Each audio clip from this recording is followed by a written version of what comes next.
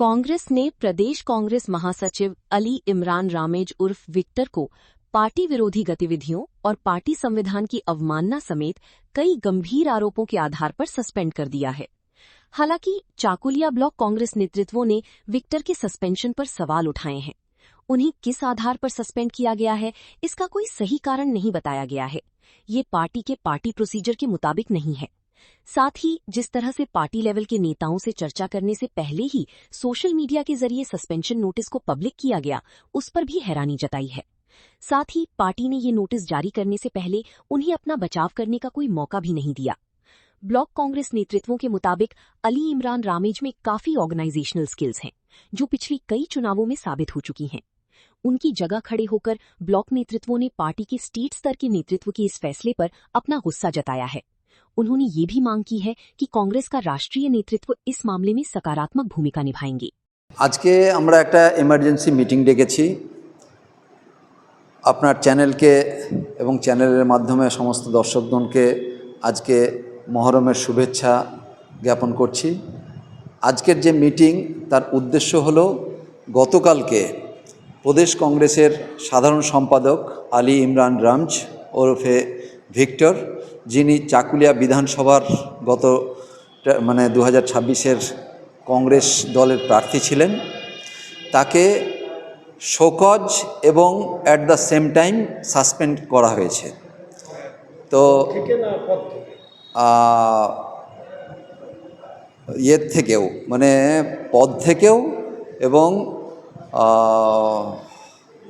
যেটা জেনারেল সেক্রেটারির পদে উনি ছিলেন সেই পদ থেকে এবং সদস্যশিপ থেকেও, এবং 3 দিনের সময় দেওয়া হয়েছে যে এই 3 দিনের মধ্যে উনি যদি স্যাটিসফ্যাক্টরি না দিতে পারেন তাহলে তার সাসপেনশনটা কন্টিনিউ হবে। তো এই ব্যাপারেই হঠাৎ করে প্রদেশ কংগ্রেস কমিটির পক্ষ থেকে এই ধরনের একটা ডিসিশন নেওয়া হয়েছে, এবং এটা আমরা যে চিঠিটা দেখলাম সেই চিঠিটাতে কোনো স্পেসিফিক গ্রাউন্ড বা কেন তাকে সাসপেন্ড করা হয়েছে, কি শোকজের গ্রাউন্ড সেটাতে কিন্তু কোনো মেনশন ছিল না। এখন ব্যাপারটা হচ্ছে যে হঠাৎ করে একজনকে at the same time show cause না করে তার জবাব না নিয়েই কি করে সাসপেন্ড করা হলো, এটা আমাদের একটা প্রশ্ন। আরেকটা ব্যাপারটা হচ্ছে যে আত্মপক্ষ সমর্থনের সুযোগ না দিয়েই এটা সোশ্যাল মিডিয়াতে ছেড়ে দেওয়াটা কতটা জাস্টিফাইড, পার্টির পক্ষে কতটা স্বাস্থ্যকর, এটাও আমাদের মধ্যে একটা প্রশ্ন উদ্রেক করেছে।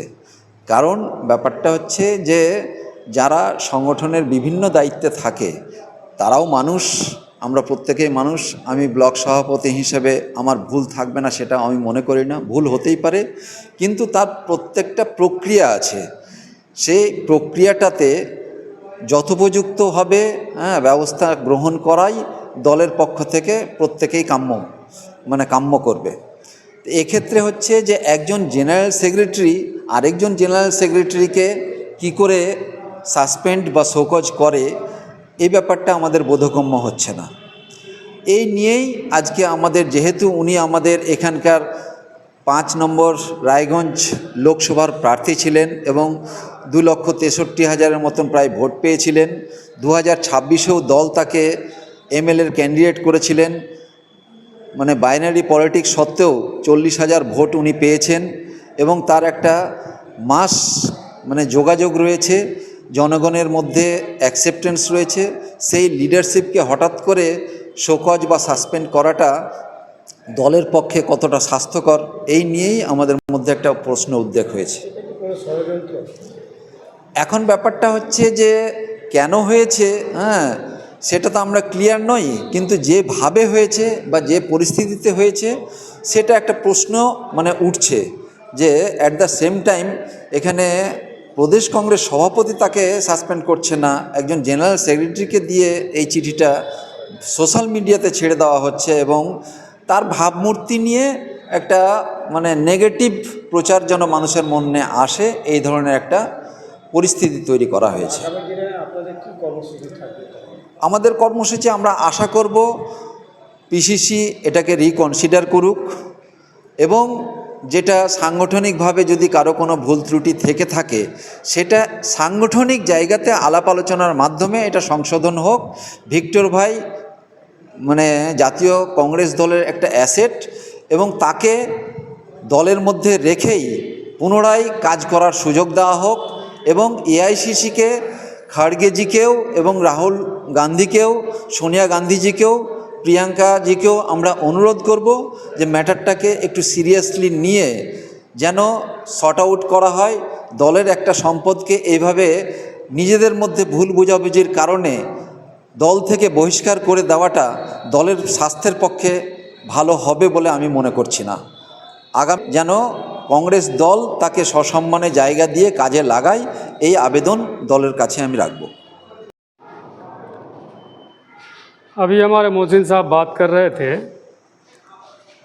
टॉपिक ही कहेंगे कि अली इमरान रम्ज़ विक्टर साहब को पार्टी के डेजिग्नेशन से सस्पेंड किया गया है और सस्पेंड करने वाले हैं कोई सुभाषिष भट्टाचार्य जनरल सेक्रेटरी, और विक्टर साहब को सस्पेंड किया गया है जनरल सेक्रेटरी की हैसियत से। एक जनरल सेक्रेटरी दूसरे जनरल सेक्रेटरी को सस्पेंड कर रहे हैं। अब ये लोग पार्टी का कॉन्स्टिट्यूशन पढ़े या नहीं पता नहीं, लेकिन मेरे ख्याल से इस नोटिस पे शोकॉज होना चाहिए। ये नोटिस अनकॉन्स्टिट्यूशनल है, फर्स्ट थिंग। सेकंड थिंग, 2 दिन गुजर चुका, अब तक वेस्ट बंगाल प्रदेश कांग्रेस कमेटी के प्रेसिडेंट का कोई प्रतिक्रिया नहीं आया कि इस तरह का नोटिस कोई कैसे जारी कर सकता है। तीसरी बात, यहाँ डायरेक्ट लिख रहा है सस्पेंशन फ्रॉम पार्टी डेजिग्नेशन, और इन लोगों ने कॉन्स्टिट्यूशन बिल्कुल पढ़ा होगा, लेकिन इन लोगों को इंटेंशनली गलत करना था। एक किसी भी मुजरिम को, चाहे वो कोर्ट हो चाहे वो पार्टी हो, आप उसको हियरिंग किए बिना उसके खिलाफ कोई एक्शन नहीं ले सकते। कांग्रेस पार्टी का कॉन्स्टिट्यूशन कहीं से ये अलाउ नहीं करेगा कि आप बिना शो कॉज के, बिना हियरिंग के आप उसके खिलाफ कोई डायरेक्ट एक्शन लें। यानी कि फिर से सवाल खड़ा करता हूँ मैं कि इस नोटिस के खिलाफ एक्शन होना चाहिए अगर पार्टी कॉन्स्टिट्यूशन की बात करें तो। और अगर आप लोगों को लॉबिज्म करनी है, आप लोगों को किसी को क्रैश करना है, आप लोगों को कुर्सी पकड़ के पार्टी ऑफिस के अंदर बैठे रहना है, आपको फील्ड में जाके पब्लिक के लिए काम नहीं करके पार्टी ऑफिस से ही नेता बनना है, तो ठीक है आप लोग करते रहिए, उसमें करने का कुछ नहीं है। लेकिन अगर आप लीगल बात करें तो ऑब्वियसली ये नोटिस अनकॉन्स्टिट्यूशनल है पार्टी के हिसाब से। आप लोग नहीं मानते? नहीं, हम नहीं मानने की बात नहीं है। मेरा सवाल है कि ये नोटिस क्या कॉन्स्टिट्यूशनल है?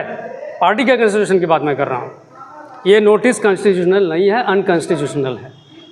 ठीक, इसलिए एक्शन इस नोटिस के खिलाफ होना चाहिए, फिर विक्टर के खिलाफ अच्छा। अब और एक सवाल है, यहाँ ये हैं एक्सप्लेनेशन मांग रहे हैं 3 दिन के अंदर अपने एलिगेशन के ऊपर, यानी इनके ऊपर जो इल्ज़ाम लगा है, जो आरोप लगा है, उसके बारे में इमरान साहब क्या कहना चाह रहे हैं 3 दिन के अंदर बताएं।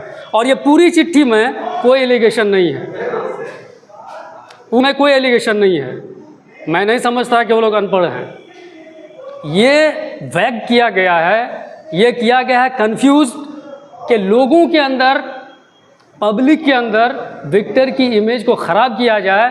पार्टी के चंद पढ़े लिखे लोग अगर समझ भी जाएंगे तो पब्लिक को क्या फ़र्क पड़ता है, हमको तो पब्लिक में उनकी इमेज ख़राब करनी है।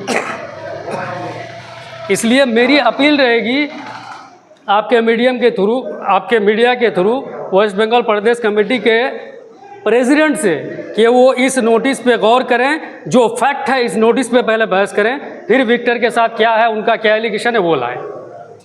Thank you. मोहम्मद अबुल कलाम। आज तो यूँ मुहर्रम है, इसके बावजूद भी ये इमरजेंसी मीटिंग बुलाने का मतलब आप लोगों से खिताब करना है कि ये आज जो सोशल मीडिया में कल से एक बात चल रही है, अली इमरान रम्ज़ विक्टर जिसको पार्टी सस्पेंड किया है, ये बात ही सुन के अजब उत्पटांग सा लगता है कि ये 1885 की पार्टी, जिस पार्टी में क्रीम लोग रहा किए हैं, जिस पार्टी के लोग आज़ादी में बहुत बड़ा इनका इम्पोर्टेंट रोल है, आज़ादी दिलाए, उस पार्टी का बंगाल विंग्स में किस तरह की लीडरशिप है नहीं पता, कि आज वो उसको ये पता नहीं, कॉन्स्टिट्यूशन पता नहीं कि किस तरह से एक आदमी को सस्पेंड की जाती है बगैर शोकाउज के, कैसे सस्पेंड हो सकता है, ये एक रिडिकुलस मैटर है। तो बात वहीं तक नहीं है, हम लोगों के पास ये बहुत तरह की बातें यहाँ आती है। बात ये आती है कि हमारे श्री राहुल गांधी जो हमारे आइकॉन है, वो एक बार दौरान मीटिंग में वो खिताब करते हुए लोगों को बोला था कि कांग्रेस पार्टी में भी आरएसएस के लोग जगह बना लिया है। हमको खटक रहा है, हम लोगों को खटक रहा है कि शायद ये आरएसएस के लोग उत्तर दिनाजपुर मगरबी बंगाल विंग्स में घुस गया है, जो घुसकर हमारे अली इमरान रम्ज की चेहरा को, उसकी छवि को मेलाइन करना चाहता है। कहा है कि आज अगर हम मगरबी बंगाल का माइनॉरिटी लीडर्स को देखा जाए 7-8 में, उसमें से एक अहम चेहरा अली इमरान रम्ज विक्टर का है। और ये वो चेहरा है जो जब भी कोई लड़ाई करता है, कोई भी बात उठाता है तो मुद्दा पे उठाता है। ये मुद्दा हिंदू का है ना मुस्लिम का, ये नहीं देखता है, मुद्दा पे बात करता है, अन्याय के खिलाफ ये लड़ाई करता है, ये उसकी बात है। और इसीलिए आज वजह है कि डे बाई डे इसका जो पॉपुलरिटी जो ये अर्न कर रहा है, सिर्फ उत्तर दिनाजपुर दक्षिण दिनाजपुर की बात नहीं है, मगरबी बंगाल से लेकर हिंदुस्तान की ओर इसकी चलती हुई है। इसको बदनाम करने के लिए साजिश रचेगा, गहरा साजिश। अब क्यों कि इसका ये तो हमने पहले ही बोला कि भाई ये उस तरह के लीडर है जो लोगों के हक में लड़ाई किया है। मैं ये सिर्फ वोट की पॉलिटिक्स नहीं किया है। मैं एक बात याद दिला दूं कि आपको भी याद होगा, आपका आर्काइव में भी होगा, सोशल मीडिया में भी होगा, कि यही विक्टर इस्लामपुर में जब एक आदमी को मारने के बाद दूसरे का नंबर 1 करता था कि तुम्हारे बाद इसके बाद दूसरा नंबर है, उसके बाद तीसरा नंबर है, 3-3 मर्डर के बाद कोई इंसाफ नहीं हो रहा था, तो यही विक्टर था कि इस्लामपुर में जहां हमारा वोट भी नहीं था, वहां जाकर के उन्होंने एक मूवमेंट किया है। गैसल से लेकर इस्लामपुर एसपी ऑफिस तक गया है, वहां जाकर के धरना देकर एसपी के आंख में आंख डालकर सवाल किया कि लॉ एंड ऑर्डर को बचाने के लिए आपकी जिम्मेदारी है। और उसके बाद से वो ये हुआ। तो जाहिर सी बात है कि इसकी पॉपुलैरिटी हम नहीं कहेंगे, इसका आईना में लोग देख रहे हैं मगरबी बंगाल का, उसकी चेहरा उभर रहा है, उसका उभरते हुए ताकत को जो है, तो ये लोग पता नहीं किस एंगल से बदनाम करने के लिए उसको आज सस्पेंड किया है। तो मैं इस चैनल के द्वारा, आप लोगों के द्वारा लीडरशिप यहाँ से लेके EIC तक रिक्वेस्ट करना चाहूँगा कि आप इस मैटर को रिव्यू करें, वरना लोग ये भी सोचेंगे कि कांग्रेस का जो गुज़श्ता रोल है उसके तरफ भी लोगों का ख्याल जमा हुआ है। मैं याद दिला दूं कि जिस वक्त पश्चिम दिनाजपुर था, अनडिवाइडेड डिस्ट्रिक्ट था, इटहार का उस वक्त तो बहुत बड़ी हस्ती डॉक्टर जैनुल आबिदीन कांग्रेस का लीडर हुआ करता था, एक्स मिनिस्टर था। कुछ आरएसएस लोग के लोगों की साजिश की वजह से उसका पॉलिटिकल आइडेंटिटी कैसे यहाँ से गायब किया गया, लोग आज उसको भी देख रहा है। बात वही तक नहीं, वहाँ से कछुए की चाल चलकर करंदगी तक आया। और यहाँ का हाजी सज्जाद साहब का जो फैमिली था, कांग्रेस का रेनाउंड परिवार था, कांग्रेस की प्रोड्यूस क्या करता था, उस परिवार में डिवाइड एंड रूल लगाकर उनको भी जो है तो उसका भी ख़त्म किया। और वहीं तक दम नहीं लिया लोग, वहाँ से दौड़ते हुए सीधा इस्लामपुर में आकर उस वक्त का तरोताजा MLA करीम साहब को भी घेर लिया और मजबूरन उसको भी पार्टी छोड़ने के लिए मजबूर किया था। तो अगर कांग्रेस अपने आप को रिव्यू नहीं करती है तो मैं ये कहना चाहूँगा कि शायद लोग इसको भी वॉच करेंगे। और कांग्रेस को साथ साथ मैं ये बताना भी चाहता हूँ और अपील भी करना चाहता हूँ कि वो अपनी इसको जो है तो रिव्यू करे। और अली इमरान रम्ज विक्टर जो एक चेहरा है, जो एक रिलायबल चेहरा है, जिसकी पॉपुलैरिटी हर तरफ गूंज रही है, लोग चल रहा है, उसको आप रिव्यू करें। वरना उनके साथ अगर आप पार्टी कुछ गलत करता है तो सिर्फ चकलिया नहीं, उत्तर दिनाजपुर का बाई एंड लार्ज लोग उनके साथ खड़ा थे, खड़ा है, खड़ा रहेगा। महज इसलिए कि अली इमरान रम्ज वो नेता है जिन्होंने लोगों के हित में ईमानदारी की पॉलिटिक्स की है। अगर वो चाहा होता तो फ्रॉड ब्लॉक का MLA होते हुए वो TMC में ज्वाइन होकर मिनिस्टर बन पाता, MP बन पाता, लेकिन ललचाया नहीं, वो उधर नहीं गया, लोगों की हित की बात किया। इसलिए मैं फिर अपील करूंगा पार्टी से कि अपनी इस पॉलिसी को रिव्यू करें और अली इमरान रम्ज की जगह जो है तो उसको मजबूती के साथ बाइज्जत उसको लौटाया जाए। और आइए मैं वाइया हल्फ के साथ कहना चाहता हूँ कि अली इमरान रम्ज की लीडरशिप में हम लोग कांग्रेस को मजबूत करेंगे। जय हिंद।